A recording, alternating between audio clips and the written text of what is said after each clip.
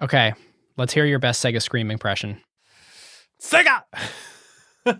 Is the emphasis more on the Sega? They talk about it in Console Wars. Yeah, the voice actor. And he was sick.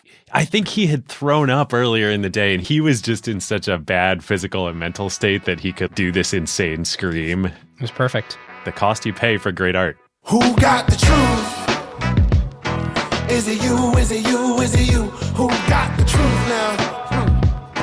Is it you? Is it you? Is it you? Sit me down, say it straight. Another story on the way. Who got the truth? Welcome to this episode of Acquired, the podcast about great technology companies and the stories and playbooks behind them. I'm Ben Gilbert. I'm David Rosenthal. And we are your hosts. Today we have for you our first Acquired short. There are some stories that deserve 3 or more hours to chronicle the entire company history start to finish. But there are also some stories, or perhaps chapters of stories, that can be told in an hour or so. Now, in Nintendo Part 2, I asked David a question. How exactly did Sega manage to go from having over half the video game console market in the US with the Sega Genesis to abandoning the console business entirely after Dreamcast in a few short years? And David, you gave us a quick, short answer, but we were both sort of looking at each other afterwards thinking, there is so much more to this story. It really does deserve its own episode. And frankly, it's a nice opportunity for us here at Acquired to take a look at a company that didn't become hugely successful and what the lessons we can learn from that one are. So we bring you today the death of Sega. This is going to be a really fun experiment. We get to tell this story right. Listeners, let us know if you like this, and we might do more of them. Yep. Let us know in the Slack, acquired.fm/Slack. It is the best place to discuss episodes after we release them. Tons of folks joined after the Nintendo episodes, so there's a lot of great video game discussion right now. Check out ACQ2, our second show, with interviews. The most recent interview is with David Hsu, the founder and CEO of Retool. All right, listeners. Now is a great time to talk about a new partner of ours here on Acquired, Legora, the agentic operating system that is redefining how the world's best legal teams work.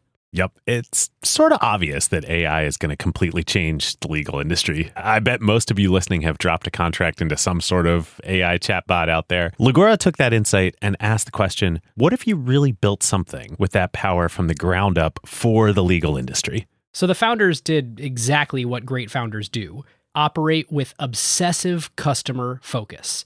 They embedded inside a massive law firm for months. They sat with the lawyers just watching how the work really gets done. And that's how you get features that customers love, like Tabular Review, where you drop in a folder of hundreds of contracts and it pulls every key term into a grid a lawyer can actually work with. Legora's bet here is interesting. Since it lets each lawyer handle more complexity, any given person can increase the quality of their work and do higher value work. And this means that the pie can grow even as each individual task takes less time. And they recently launched Legora Agent, offering greater intelligence and performance. The agent lets lawyers set an objective. Then it can handle the planning and the execution and delivery of the final product. Legal teams get to maintain full control and transparency since they're still involved where judgment is required. And Legora works where you already work. You can use it within Microsoft Word while redlining or drafting.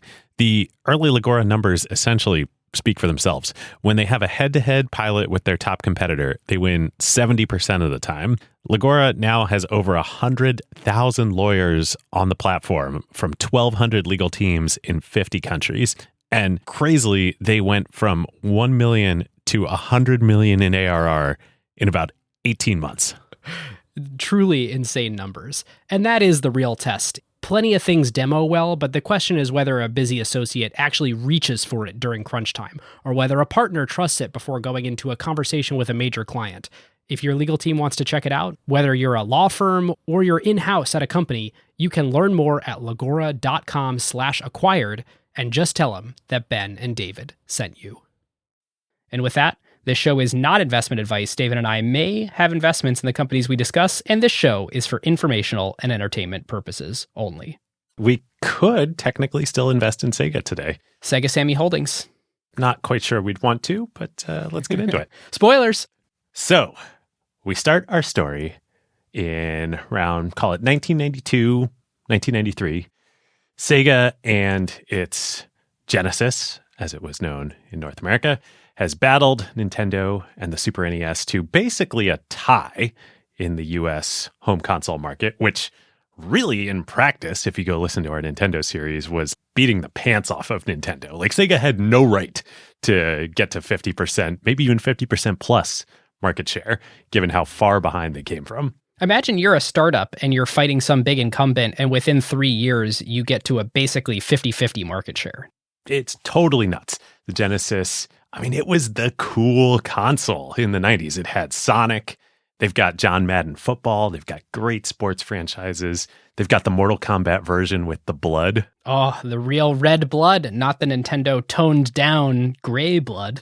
And they have about a 30 million total unit install base of the Sega Genesis around the world, the vast majority of which, about 20 million, is in the United States.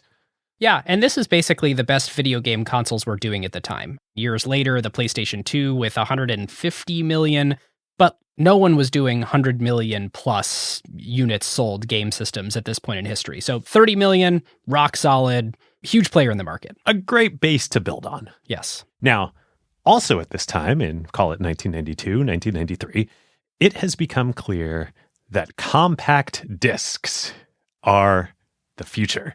Not just for the video game industry, but for everything. CD album sales and like CD players are on their meteoric rise at this point. It is a huge driver of business for companies like Sony. In the personal computer industry, neighboring to the gaming industry, CD-ROM drives are now becoming standard in PCs. This is how software is shipping. This is how games are shipping in the PC industry. And the trade-off with games is, of course, a cartridge doesn't really require loading time. The CD, while it has a ton more storage, does have trade-offs where it needs to load stuff onto the machine. Yeah, and there's one other really big advantage of the CD medium for the business side of the industry, which is that CDs are much lower cost to produce than cartridges. Cartridges, you gotta like put silicon in there. They have chips. CDs are just optical discs. You can stamp these out for a tenth, a hundredth of the cost of a cartridge. Pennies. So it's obvious that the home video game console industry is also going to move to the CD medium as its primary distribution technology going forward. And the way right now that people in the industry are thinking that this great migration is going to happen is not via new consoles, but via add-on peripherals to existing consoles. Looking back now, this was obviously a very, very poor path, an evolutionary branch of the gaming tree that mercifully died off. But at the time, everybody seemed to be doing it. There were other consoles like Atari's Jaguar console came out with a CD-ROM add-on. The NEC PC Engine in Japan and the US, it was called the TurboGrafx console. That came out with a CD add-on. And of course, famously, Nintendo is working on a major partnership that they've announced that everybody knows about with none other than Sony to make a CD-ROM add-on for the Super Nintendo that would be known as the Play Space Station, the Sony Play Station add-on to the Super Nintendo. We'll come back to that in a little bit. That doesn't go as planned. This is now our third episode in addition to Sony and Nintendo where we've talked about this. So, of course, back to Sega, they are working on a CD-ROM add-on too for the Genesis. And just like with the Genesis, they had beat Nintendo and the Super Nintendo to market with the first 16-bit console. They want to make sure that they beat Nintendo and Sony to market with the first CD-ROM add-on. So in late 1992, they launch the Sega CD add-on for the Genesis in North America. It comes out with this game called Night Trap, which is a full motion video game that uses it's basically a playable movie. It's a really crappy game, but people think that this is the future that CD-ROM technology is going to enable. It's like a zombie slasher, like a teen horror flick that you basically play as a video game. This is one of the games that gets Congress all spun up about video games are corrupting the youth and leads to the creation of the entertainment software ratings board, the video game industry version of movie ratings that comes out. Rated E for everyone. Yeah, exactly. So funny. You go back and look at this stuff today and you're like, yeah, compared to Call of Duty, you're like, this is nothing. Seriously. Grand Theft Auto. Yep. But ultimately, despite all this hand-wringing over these games and everything coming out with these CD add-ons, there is a fundamental problem with what Sega is doing here, and that is that add-on technology for consoles is never really a good idea. Because the business model of the video game console industry, it's a razor and blades model. And the way that video game companies like Sega, like Nintendo, like Sony in a minute, make all of their profits is from the software sales, not from the hardware sales. And so you want to have as big of an install base of consoles as possible to amortize the software sales across.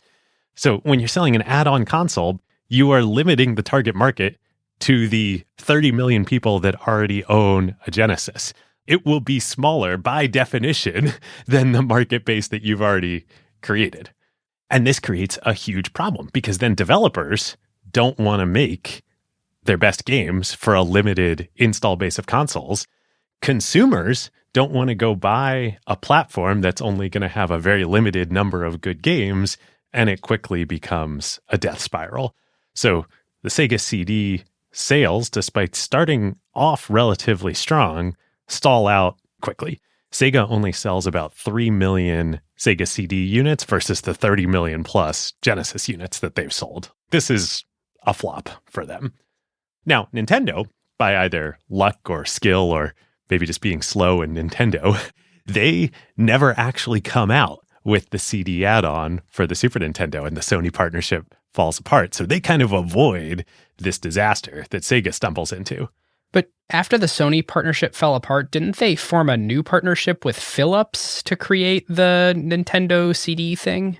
They did, but that delayed everything enough that everybody kind of realized that this was a bad idea, and Nintendo basically also abandoned that project and let Philips come out with their own console. I think it was called the CDI. Nobody supported it. It sucked. It wasn't part of the Super Nintendo ecosystem.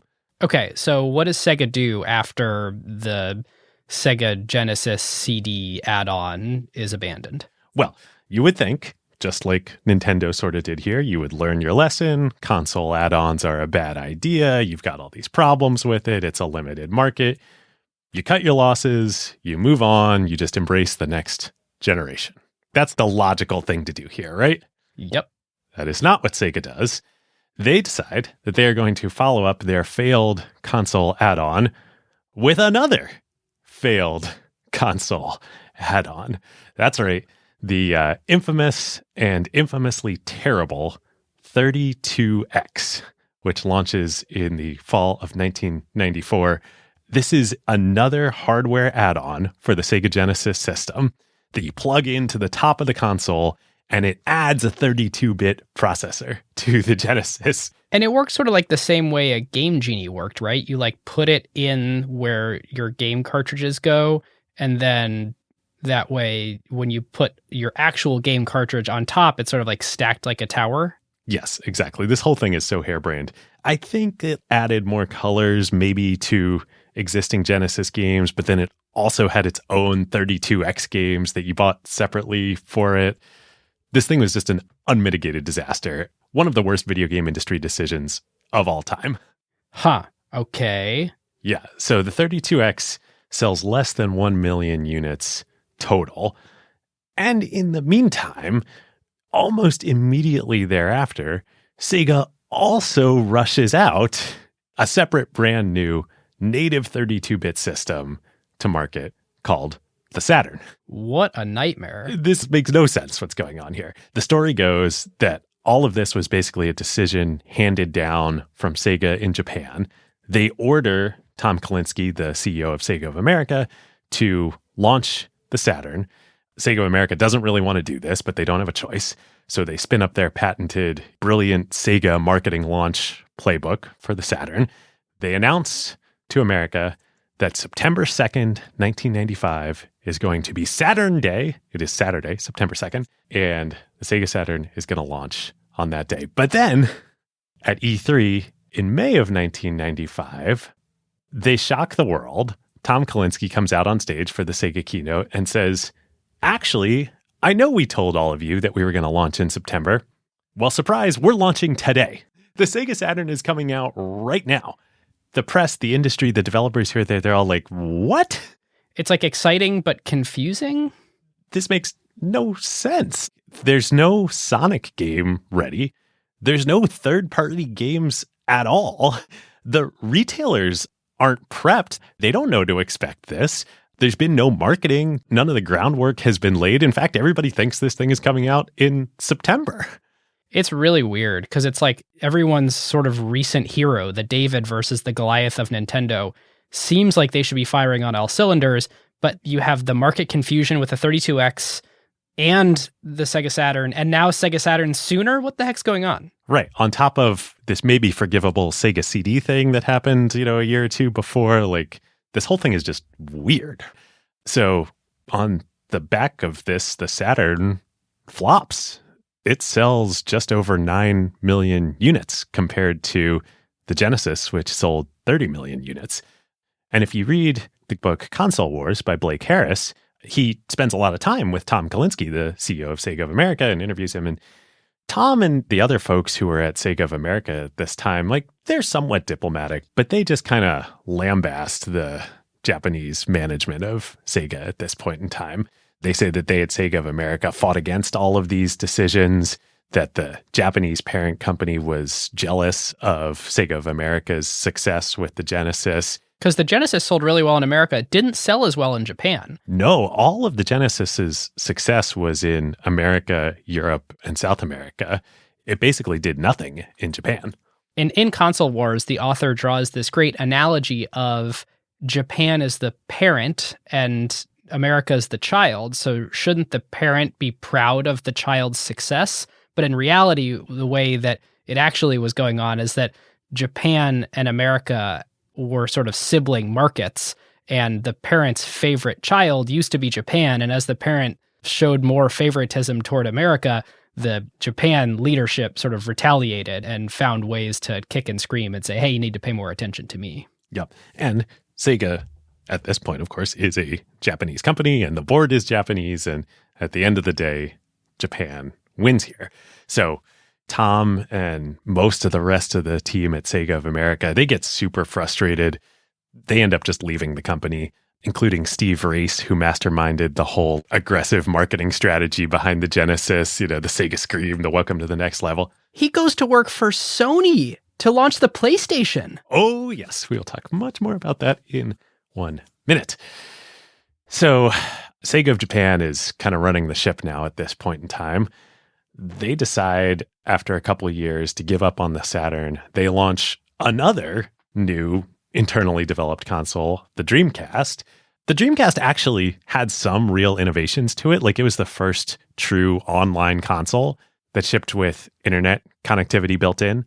It had the little slide out handheld thing that was like a little Game Boy that popped out of the controller. That was super cool. Oh yeah, the VMU. That thing was cool. And a bunch of the design philosophy made a lot of sense. They were using commodity components instead of special silicon for it. Yep.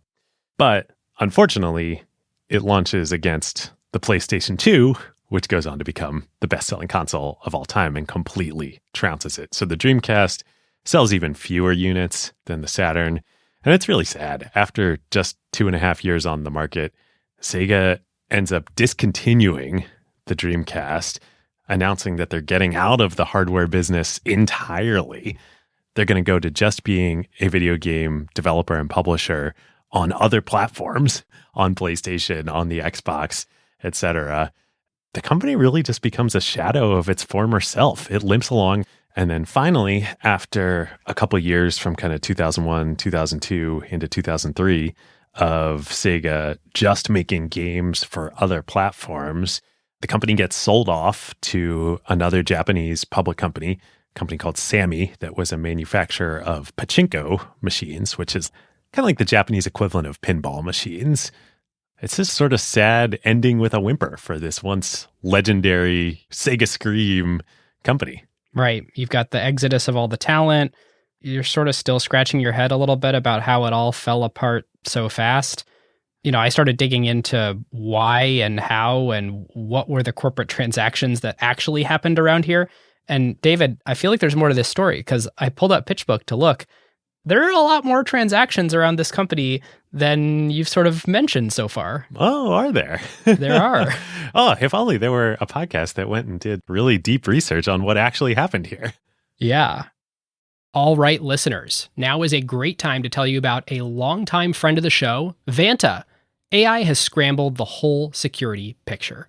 It used to be that you proved that you were secure once a year, an audit or a static PDF, then everyone would nod and you're done. But in an AI-first world, that doesn't hold up anymore. Yep, your risk surface changes every week now. A vendor turns on an AI feature or someone writes in a new model without telling IT, and your posture is different than it was last week, let alone at your last audit.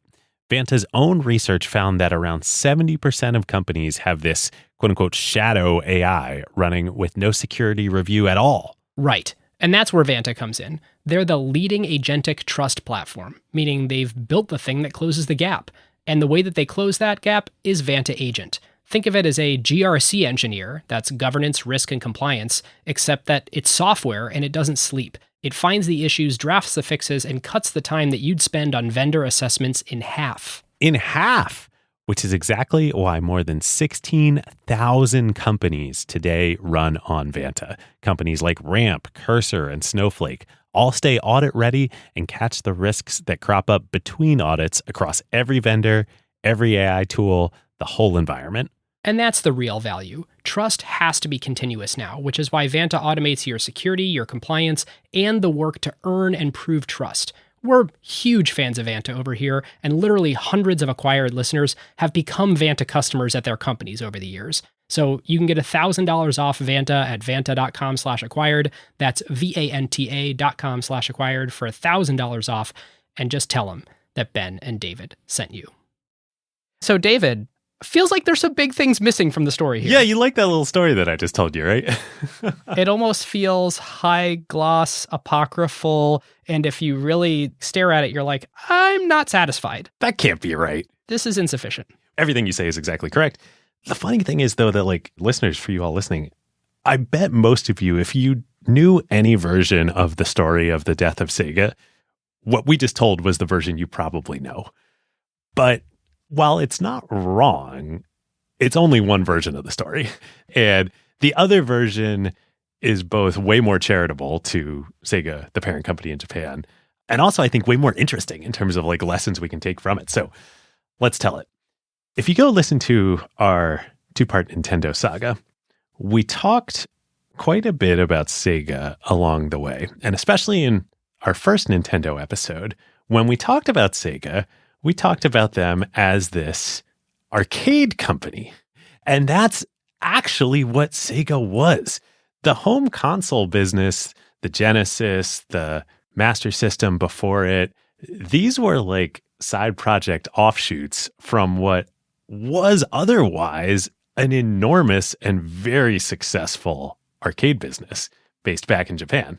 Totally. It started as service games back in the 40s, 50s, this merger of arcade game makers and arcade distributors. You even had this story that you were telling, I think we actually cut this from the Nintendo episode for time, but on Periscope, the Sega, very innovative Sega game, they standardized the unit of the quarter as what you pay for an arcade video game session. Yeah, the arcade industry, it's lost to history now because basically it doesn't exist anymore, but it was bigger than the home console industry, and nobody was bigger in the arcade industry than Sega. They were the OGs. They literally standardized the quarter, as you say.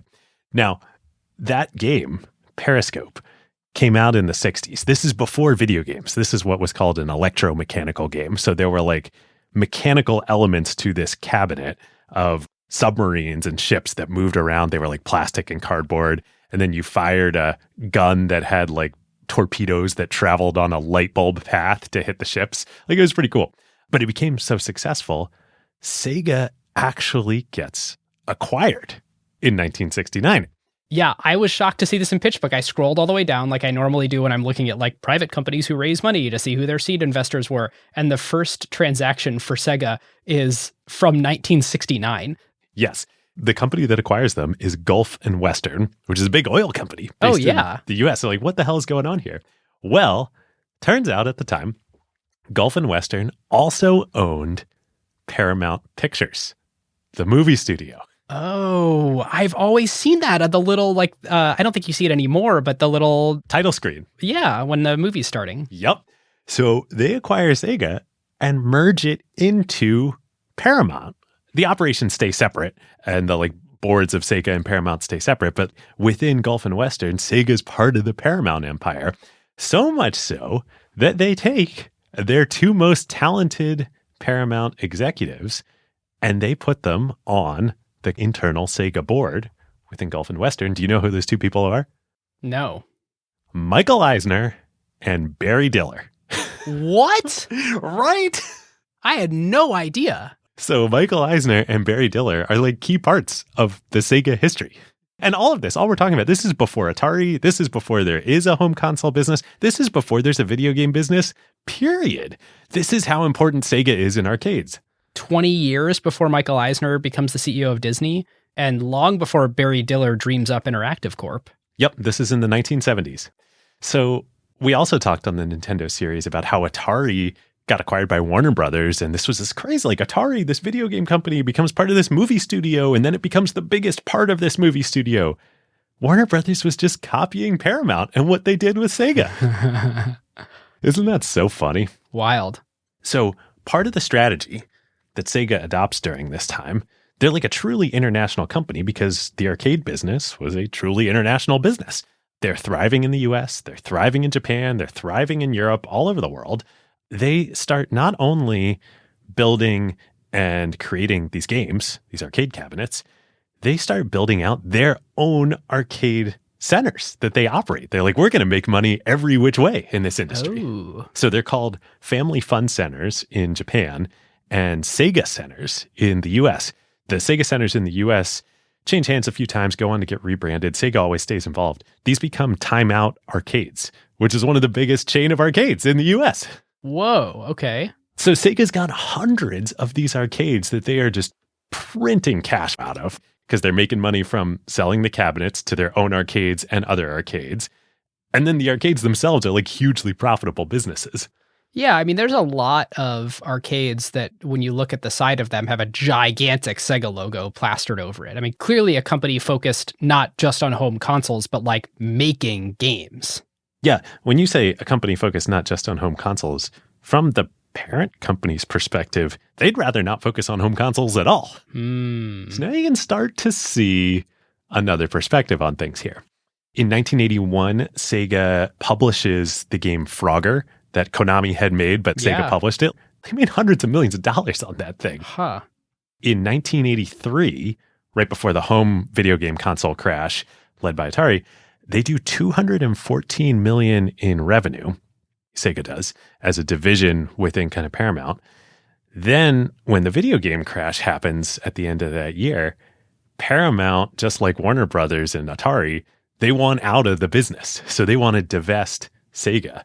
And one of the original founders from back in the day, a guy named David Rosen, and a Japanese entrepreneur of a company Sega had acquired named Hayao Nakayama, they engineer a management buyout of Sega for the grand total price, I don't know if this is in PitchBook, of $38 million. This is the steal of the century. Yes, actually. There's a transaction in 1984. Looks like the investor name is CSK Holdings. Yes, that's it. So CSK Holdings was a public Japanese company that Rosen and Nakayama knew the management of. They financed this buyout. They were like the PE shop. They were the sponsor of this transaction. Oh, interesting.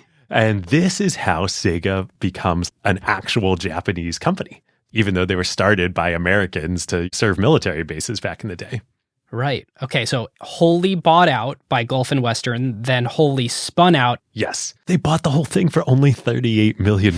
Like, this is ridiculous. This company, which is legendary in the arcade industry, did $214 million in the year ended 6 months before this. Why did they value it so little? This is the thing. Because of the home video game crash in America, video games in general just became this toxic asset that nobody wanted to own, especially, Paramount, and Warner Brothers was divesting Atari. So the arcade business, it got hit by the crash, but it actually was fine. And so this was just an amazing deal. Management bought the dip because they knew that they weren't actually really affected by this. Boy, did they ever. So then I think that was in 1984. They would go on to take it public, I think in 1988 on the Tokyo Stock Exchange.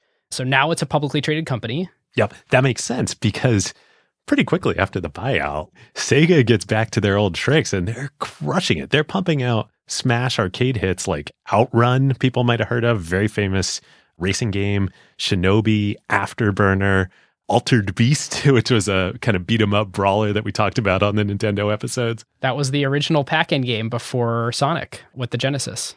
So they're back to making hundreds of millions of dollars in their arcade business, both making the games and operating them in their own arcade centers. Nakayama, who was one of the two guys involved in the buyout. And Nakayama and Rosen had to get hugely wealthy from this because of how unbelievably little they paid for the equity that by the time they IPO'd it would have been very valuable. Yes, I don't know the details, but I'm sure they did. Nakayama, he starts pushing the company. He gets worried about what Nintendo's doing and what he sees with the NES. And he says, we should also enter the home console business. So it's like a diversification bet. Exactly. Rosen, CSK, the rest of the board, they're not that supportive because they're like, we're doing great in arcades. Like, I don't really care that much, but sure, if you care about this, go do this. And that's when Nakayama goes and he recruits Tom Kalinske to come in and run North America. And it's kind of like a surprising success to everyone, the Genesis in North America. There's the scene that we talked about in Nintendo Part 2 where Tom comes over and presents his 4-point plan for dethroning Nintendo to the board in Japan. And the Japanese board is like, I don't know, like, I don't really like this. Now it all makes sense. They're not dumb. They're just like, why would we risk pouring all this capital into the home console business when we're killing it in the arcades? And on the one hand, it's an innovator's dilemma. On the other hand, I have to imagine arcades stayed a very good cash flow business for a long time. It's not like that was actually going away. Well, let's get into it. So Nintendo and the NES and the Super NES and the home console business turned out was never really a threat to the arcade business because the way arcade technology and hardware worked was very different than the console cycle, and the types of games were different. In the arcades, it was all iterative. It was constant iteration. Every game that came out was its own proprietary hardware cabinet. And they were based on designs. They're called boards. They were arcade boards. But you could tweak it each time. You think about what Sega's pushing with all their add-ons to the home console. Of course, that would make sense to them. That's the way their R&D team worked. They'd have like a core base, call it the System 16, which was Sega's kind of base 16-bit arcade platform that they based the Genesis on. Yeah, all these games I was just talking about, Shinobi, Outrun, etc., they ran on that. But each new game, like, they tweaked the hardware a little bit. It was iterative. So they didn't actually have to think about, we need to create a standard platform for developers to target for the next 5 years, because every cabinet was its own self-contained system. So it's not really in their DNA to like do a once every 5+ year, this is the standard thing, and we promise not to change it, and we will create a bedrock platform for you developers. That's not really their thing. Yes. And so that means a couple things for the market that keep the arcade market not just viable, but thriving. The arcades are where the most technologically advanced games are during this era because the hardware cycle is so iterative. The home systems, even the NES, as amazingly groundbreaking as it was, because the console cycles have to be designed to last so long, that's not where the latest cutting edge stuff is. And so those games, the Nintendo games that they're making, the way Sega counter-positioned against them with the Genesis, they're slow, they're not exciting. But that's what home console games became. They became these long adventures, these fantasy lands, a very different thing than you would do in the arcades. Makes sense. So coming out of this era and then into the early and mid 90s, Sega's arcade unit is just killing it. They'd had those hits in the 80s. Everybody got super wealthy. And then they start really pushing the envelope on technology. There was a ton of innovation coming out of Sega. They developed the first real modern, great 3D games.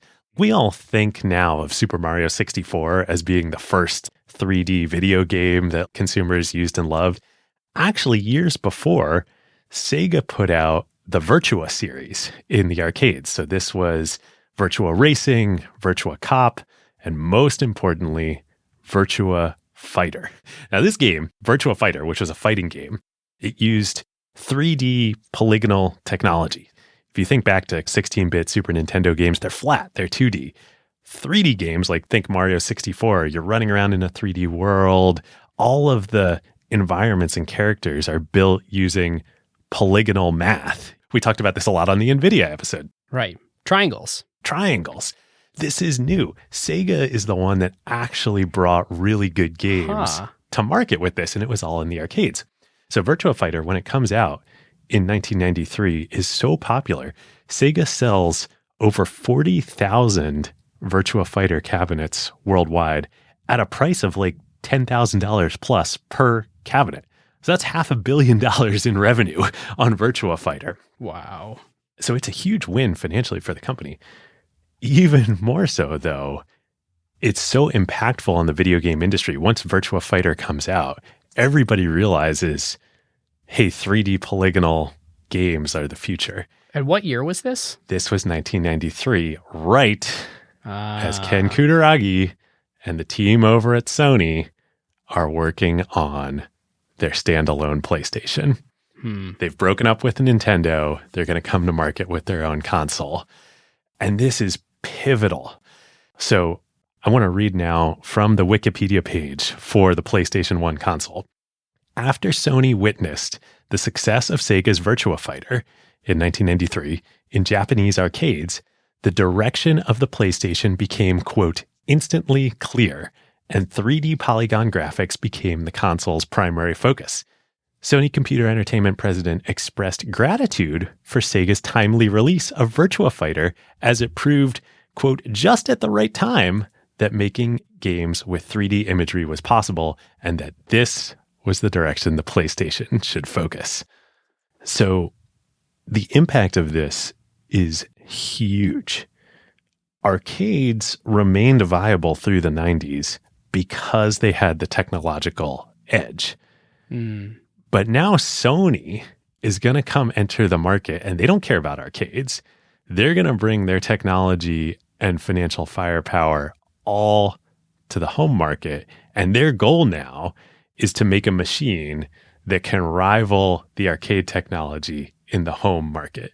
And they have the balance sheet to subsidize it. So they can take a strategy of coming into the home with very, very good technology at a price point that consumers could afford.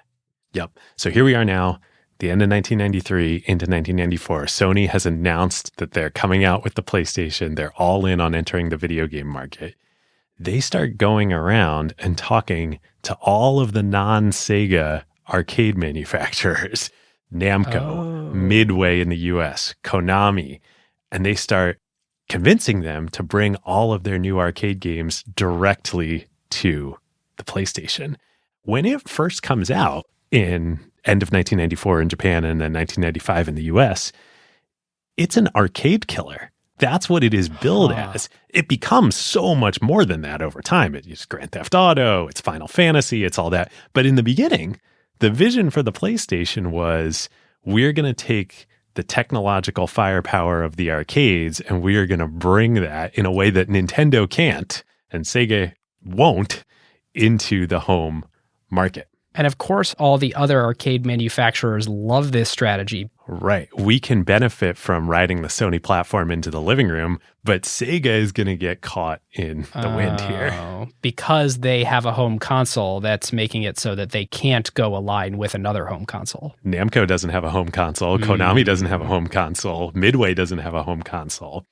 So before the PlayStation launched, the arcade industry was back up to about $7 billion a year globally. And a huge portion of that was controlled by Sega. After the PlayStation launches, by the end of the decade, it's down to $2 billion. So Whoa. it drops by 60% in just a few short years, and it's all due to the PlayStation. So the PlayStation basically killed Sega's arcade business and their console business. Yep, that's what happened. Wow. So now let's go look at this kind of original console wars book type narrative about what happened. We have a whole different perspective now. All this crazy hardware, schizophrenic add-ons, these are like panicked responses to the coming tsunami of Sony, not just worrying about the home market, but worried about their arcade dominance as well. Huh. And I have to imagine at some point, Sega of Japan lost their desire to make a great competitive home console because that was the thing that was preventing them from being able to be in business with Sony. Now, it doesn't mean that they're going to stop making consoles right away, but it does sort of plant this seed of, we have a little bit of a strategy conflict here where we either have to be all in and winning in consoles or we just need to make games. Yes. But we can't really be on a seesaw kind of trying to do both and have a foot in both worlds. So here's what happens. In September 1994, right before this crazy 32X thing comes out, Sony and Namco, now Namco was Sega's biggest rival in the arcade business, they come out with a pretty huge industry-changing announcement. They're going to partner together to release a quote-unquote Virtua Fighter killer arcade game called Tekken. Folks might recognize the Tekken series. Well, I had no idea. Tekken is so much more than Tekken. The game is going to come to the PlayStation when it launches. It's not out yet, but yeah, great. Okay, we all remember Tekken. You played on the PlayStation. I think it was an exclusive, etc. But it's also coming out right now in September 1994 in the arcades. And in fact, it's going to be running on Namco's awesome new System 11 arcade board platform that they have developed together with Sony. And guess what?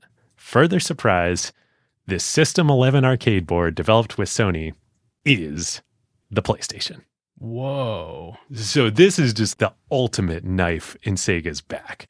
They're just basically shipping PlayStations inside of these arcade cabinets? Yeah, it was the PlayStation hardware. There was some buffs to it and whatnot. Yeah. But Namco, and now pretty soon, all the other arcade guys, they're going to be like, oh, great. We're moving all of our development platform for the arcade industry to the PlayStation platform. The technological bleeding edge is now going to be, also in the arcades, powered by the PlayStation, but in the home, powered by the PlayStation. Wow. What a Trojan horse. So now, Sega is like, oh, shoot. We are screwed. We need to scramble the jets and just do anything we can to try and stave off this apocalypse. So they launched the 32X. Seems really dumb, but they got to do something. Okay, we need to get into market right now with a 32-bit system to just try and preempt Sony here and the PlayStation launch. Then they massively accelerate the Saturn launch. Why did they do that? The same thing. They're just trying to do anything they can think of to steal some of Sony's thunder here. Yeah, makes sense. The Barbarian is already through the gates on the arcade side of the business because Namco's shipping these System 11 arcade cabinets today, and it's right at the gates coming next year with the PlayStation. It's funny how much in our Nintendo episode, the conflict was Sega versus Nintendo, but the death of Sega really is against Sony. Yes. So that brings us to the very famous E3 conference in May of 1995. And this is maybe the most incredible video game industry event of all time. We referenced it earlier in the show, but we're heading into the conference. Sony is expected to announce the US release date and pricing of the PlayStation at this conference. People expect it's going to be in the fall, kind of know what's going to happen. Sega, they need to do something. And so this is when Sega of Japan tells Kalinsky and Sega of America, do the surprise launch. Get up there, announce the Saturn. Just do it. Even though the ecosystem isn't ready, the hardware is ready, so we're shipping it. We're shipping it.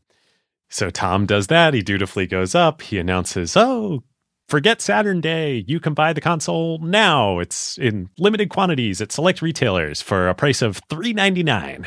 And he's basically doing this because Japan has said, either you are doing this or we will find a new CEO for Sega of America who can do this. Yes. $3.99. That is the Sega Saturn price point. Available today, May 11th, 1995. So Kalinske finishes his speech. He walks off stage. They usher everybody out of the room. They turn it over. They get ready for the next keynote of the day, which is going to be Sony. Sony keynote starts a couple hours later.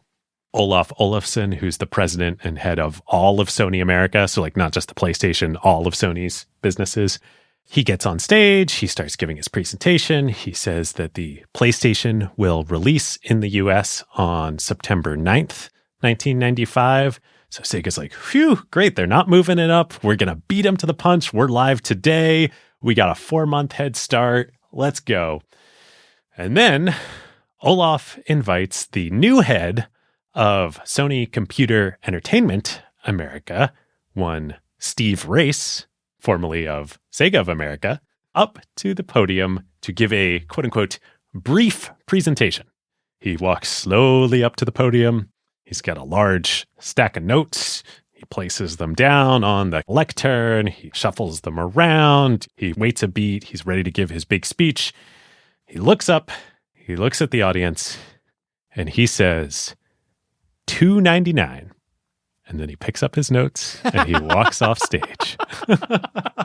And this is, I think, most people in the industry, I think, would agree that this is the greatest moment in all of video game industry history. Right, of industry announcement type things. Yes. All right, so the Sony PlayStation 1, $299 for by far the most sophisticated system on the market. We will link to the video of this in the show notes. It's on YouTube. I mean, people still watch this to this day. The reaction is amazing. At first, there's silence because people are like, what did he just say? What does this mean? What's going on? And then the crowd starts cheering. And then you can hear after about like 20 seconds or so when this really sinks in of what this means, people go nuts. There's like another wave of cheering. It's unbelievable. It's like that last wave is all the developers realizing, oh my God, we are going to print money because there's going to be so many people buying this thing. This exact moment in the afternoon of May 11th, 1995 is the death of Sega. Because let's go back and think about the three key constituencies in the video game home console business kind of flywheel. You've got the consumers. Why on earth would any consumer go buy a Sega Saturn today on May 11th on its launch day that has no Sonic game, has only 6 games total, and it costs $3.99 when you now know that the PlayStation, which is far superior, is going to come out just 4 months later? They're going to have perfect ports of all the latest and greatest arcade technology video games, and it's going to cost less. Wow. You're not going to buy a Saturn. So that's the consumers. Then the retailers. The retailers are so mad at Sega. Sega just completely ruined all of their holiday season planning because for retailers, Q4 is everything. And why are these consoles launching in the fall in the US so that it can be ready for the holidays? Sega just screwed all this up. And now, more importantly, they've got units on trucks en route to their stores that they know they're not going to be able to sell now. So they are so mad at Sega. I think it was KB Toys, which then was a big franchise in America. They drop Sega entirely. They're like, we're not carrying your stuff anymore. Goodbye. You're gone. And then you've got the most important piece, the developers. All the third-party developers who are sitting there at E3 watching these keynotes, they're like, wow, we're going to make a ton of money on Sony. And Saturn has no chance of building a meaningful install base. So like, if I was planning on developing games for the Saturn, I am now canceling those plans. This is just the worst thing that could possibly happen to Sega and the Saturn and the arcade business. Now, listeners, as you can imagine, there is a tough path that they have to now traverse to get to the 2023 Sega that we're going to talk about. and what they look like as a games business today. David, I have a couple of stories that I don't think you know about how they made that transition. So I'm curious to know if I will stump you with that or not. All right, listeners, now is a great time to thank our longtime friend of the show, ServiceNow. If you are running a large enterprise, AI agents are likely spread across every team, and deploying them is no longer the hard part. Yeah. The hard part is knowing what permissions they have, what employees are using them for, or what decisions AI is making. AI security for an enterprise at scale is not a small concern. Like, the risks are real. Exactly. And the challenge with AI is governing it, securing it, measuring it, and making sure that it actually delivers value. That is why ServiceNow built the AI Control Tower. Yep. AI Control Tower gives enterprises a single place to see, manage, govern, and optimize AI across the entire business. And it works with any AI, not just theirs. Every device on your network, every permission across every system, every AI agent visible and secure in one place. And ServiceNow can do this because they've spent more than 20 years building the operational backbone of the enterprise, the workflows, governance, approvals, security controls, and institutional knowledge that power how work actually gets done across IT, HR, customer service, finance, and security. ServiceNow already runs more than 100 billion workflows annually and trillions of transactions for more than 85% of the Fortune 500. So when companies need a place to govern AI at enterprise scale, they're building on a platform at the center of how their business already operates. And in a future that isn't going to be one AI, it's going to be thousands of AI agents working across every function of the company. But the question is, who's managing them all? So if you're trying to turn AI ambition into real business outcomes and make it work safely, securely, at scale, go check out servicenow.com/acquired and tell them that Ben and David sent you. Okay, so David, here are a few things that I was curious if you knew about. So I planted the seed earlier with the idea that some people personally accumulated a lot of wealth through Sega. One of these people was Isao Okawa. Yes, the chairman of CSK, right? Yes, exactly. And then ultimately became the chairman of Sega. So in 1999, he had loaned Sega $500 million, I believe personally. In 2001, the writing was on the wall. He was coming to the end of his life. He actually forgave Sega's debts to him ahead of his death and returned $695 million worth of Sega and CSK stock, which basically was the bridge that Sega needed to transition a massive shift from the Sega that we've been talking about this whole episode to just being the game creator that they are today. Yeah, because all of this R&D that was required to go into these new consoles, the Saturn, and then we just talked about how the Saturn basically got the floor wiped with it by Sony and the PlayStation 1. Sega would then turn around and pour a bunch of effort into the Dreamcast. The same story would happen, but even worse, the Dreamcast sold less than the Saturn, and the PS2, of course, goes on to become the best-selling console of all time. It takes hundreds of millions, if not billions of dollars in R&D to create these consoles. Right. They're just destroying their cash reserves. Yeah. You would think when the PlayStation comes out and basically creates a giant sucking sound that takes all of the business and players in the arcade industry and brings them into the home console with the PlayStation, that Sega would also get decimated in the arcade side of their business, which was the golden goose. They do, but they kind of get a stay of execution for a couple of years, thanks to this partnership that they do with the Japanese developer Altus to launch Purekura machines.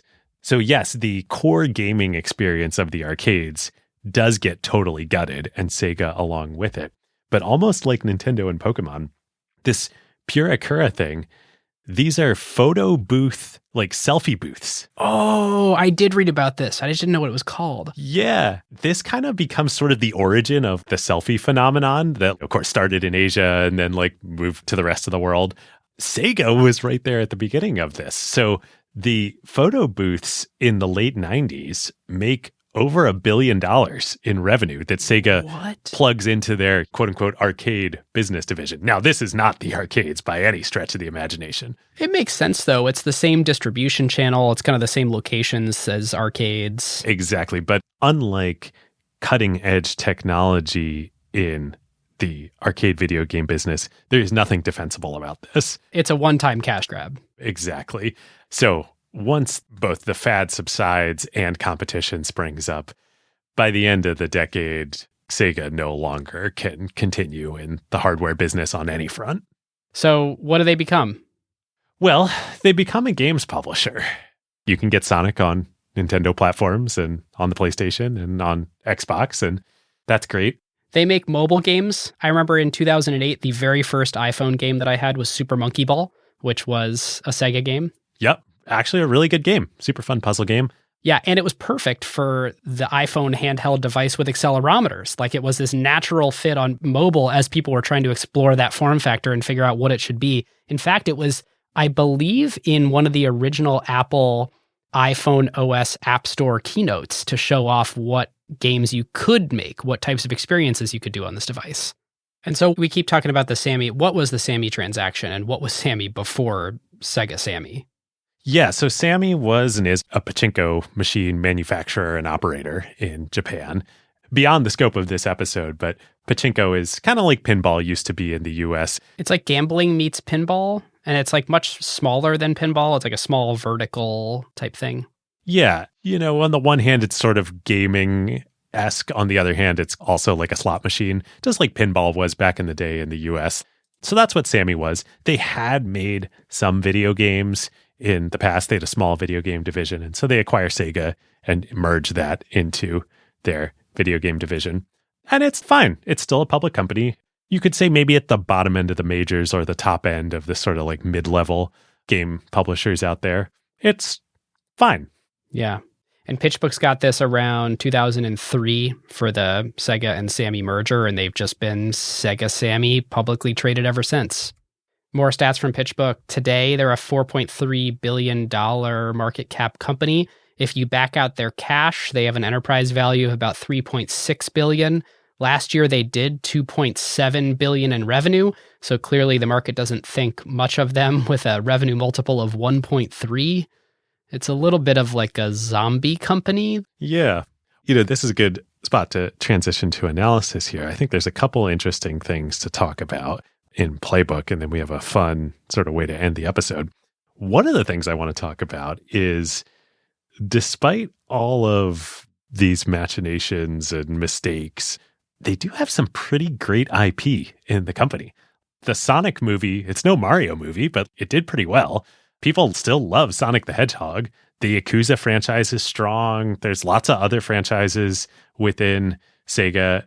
Is there almost, I'm wondering, like a LVMH Bernard Arnault style takeover opportunity here? Like, could you come and acquire either the whole Sega Sammy company or the Sega IP out of it and like do it right? There's so much more that could be done with this stuff. I don't think so. I mean, my take on this whole thing is that Sonic was a one-trick pony and that they never really found an effective way to expand the franchise. They came out with a bunch more stuff that had Sonic on it, but I never wanted to play 3D Sonic the way that I wanted to play the original Sonic the Hedgehog side-scroller game. It feels to me like there's a lot of nostalgia to play with, but it didn't really create any durable, extensible IP or gameplay, frankly. Well, right. Back to the difference between Sega and Nintendo and the games and the difference between Miyamoto and Sonic Team. Sega's DNA, this is the whole point of this episode, it was the arcades. The type of game you make for an arcade is very different than the type of game you make for a $60 packaged good home console. Sonic was the perfect arcade style game. That first level in the first Sonic was so good. And even the subsequent 3D stuff like Sonic Adventure and beyond. The first level of Sonic Adventure for the Dreamcast is so good. It really is like you play it and you're like, wow, this is 3D Sonic. This is everything I remember. The first level is in like a island setting and you're like chasing a whale, like running around at Sonic speed and doing 3D loop-de-loops. It's super fun. But the problem with these games and with Sonic is it's super fun for 5 minutes. Yeah. And then you're like, okay, I'm done. Whereas Mario and Zelda, it's not as fun in the first 5 minutes, but you can play it for 50 hours and lose yourself in it. Since we did most of the kind of analysis commentary in the story, let's just ask the question, what could have saved Sega? And this is where it's probably worth sharing the Jim Clark story. Yes. So this is a great excerpt from Console Wars, and I had no idea. I mean, we have talked a few times about Netscape and Jim Clark and SGI and how the internet almost happened on N64s with Mark Andreessen and Jim Clark together. And you may know that the N64 was based on SGI's architecture. You needed an expensive SGI workstation to create the amazing graphics games. A big reason why the best N64 games were first party and there weren't a lot of third party games. Right. But the way that that came about is crazy. It was actually Tom Kalinske, the CEO of Sega America, who wanted to do the partnership with SGI. He saw the potential in the cutting edge chips. And after the potential Sony partnership that we referenced earlier fell apart between Sega and Sony, he came back to Sega of Japan with a pitch saying, I just met with Jim Clark. I really think we should do something with SGI. I think our next generation console should be powered by SGI. And Sega of Japan got back to Kalinske and said, no. And when Kalinske pressed them and said, why? It's a no-brainer. They said, the chip is too big. And Kalinske was like, what? This doesn't make any sense. And they were like, that's our decision. And so he had to have this really hard phone call with Jim Clark saying, I'm sorry, man, I actually don't have a deal for you here. Japan is against it. And so Jim Clark goes, well, what am I supposed to do now? And Kalinske, in this incredible moment of frustration where he seems half a foot out the door, looks in the phone book, looks up Howard Lincoln's phone number, and says, you should call Nintendo of America, which I can't believe that actually happened. I know. It's so crazy. But again, understanding what we know now from the Sega story, it's not just that Sega of Japan was being really dumb and arrogant here. Right. That was a reasonable business decision. Because at that very same time that Tom was calling up Japan and being like, oh, we're going to do this thing with SGI, the Sony apocalypse was coming in the arcade business with the System 11 and Namco and the PlayStation. And I can totally understand Sega of Japan being like, look, doing this SGI thing, that's not what we have time for right now. Yeah. I also think there was probably some kind of like not invented here sentiment where it has to happen in Japan within Sega's walls in order to be a viable strategy. It is a little weird. It's not like they already were thinking we should just be a software business because they did have the Dreamcast after this. To me, it feels more like a lack of willing to partner than it does a sort of business model conflict. Had it happened a couple of years later, you would have been like, okay, clearly you should get out of the console business, and so don't invest in new hardware partnerships. But I think this is just a, we don't know those guys, we don't trust those guys, so we're not working with them thing. Who knows if it could have saved Sega, but maybe. That's probably the closest thing that I can think of, too. Like, had that happened, probably still wouldn't have saved Sega, but at least the Dreamcast might have had more of a chance of success. Maybe. We'll never know. All right, listeners, now is a great time to talk about one of our favorite companies, StatSig. Yes, long-time acquired partner. There is a reason why the best product teams at companies like OpenAI and Notion, Atlassian, Figma, Rippling, Brex, and more rely on StatSig, whether they are iterating on their core product features or shipping AI-powered experiences at scale. Yep. In the crazy speed of today's AI world, shipping fast is just table stakes now. It's basically trivial to build and deploy your app constantly. The real advantage is how quickly you learn what changes actually created value for customers and how fast you can use that signal to guide what you ship next. Whether it's a feature tweak, a pricing change, a performance improvement, or an AI update like a model change or prompt adjustment, they're not relying on instinct. They're measuring what actually moved engagement, retention, and ultimately revenue. And as more teams build with AI, that learning loop becomes even more important. Building with LLMs introduces non-determinism into your product experience. The same input doesn't always produce the same output, and behavior can shift in subtle ways in real-world use.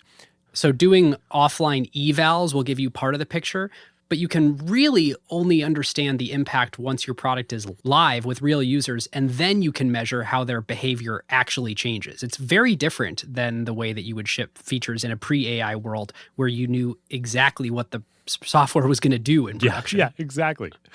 So this is where StatSig comes in. It brings experimentation, feature flags, and product analytics into one unified system so teams can ship safely, test rigorously, and directly link what they changed to how users actually behaved. The result is a tighter feedback loop and learning that compounds over time, so you don't just ship more, you ship better.